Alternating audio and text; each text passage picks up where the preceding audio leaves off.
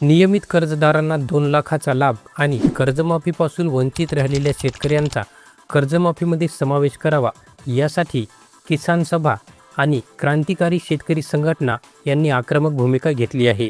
क्रांतिकारी शेतकरी संघटनेने मुंबईत आंदोलन केल्यानंतर मुख्यमंत्री यांच्याशी चर्चा होऊन कर्जमाफी संदर्भातील काही मागण्या मान्य करण्यात आल्या. तर किसान सभेने नियमित कर्जफेड करणाऱ्या शेतकऱ्यांना 2 लाखाचा लाभ द्या, अन्यथा मंत्र्यांच्या घरासमोर महामुक्काम आंदोलन करू असा इशारा दिला. किसान सभेच्या या इशाऱ्यानंतर राज्य सरकारच्या वतीने आणि किसान सभा यांच्यामध्ये एक महत्त्वाची बैठक 13 ऑगस्टला पार पडली. राज्य सरकारच्या वतीने राज्याचे महसूल मंत्री चंद्रकांत बावनकुळे, कृषी मंत्री दत्तात्रय भरणे आणि सहकार मंत्री बाबासाहेब पाटील यांच्यामध्ये चर्चा झाली. राज्य सरकारने या बैठकीमध्ये नियमित कर्जदारांना 2 लाखाचा लाभ देण्याच्या प्रश्नाबाबत सकारात्मक निर्णय घेत या संदर्भात 30 ऑगस्टपर्यंत निर्णय घेऊ असे आश्वासन दिले.